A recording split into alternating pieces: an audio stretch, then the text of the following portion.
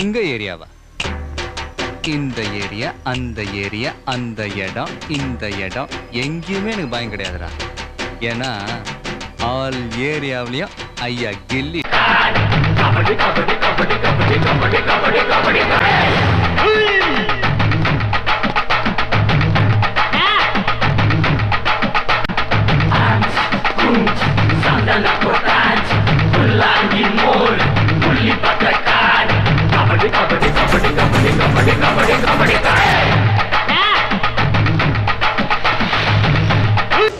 உயிருக்கு வந்து பாதியில விட்டுட்டு போற பழக்கம் எனக்கு கிடையாது.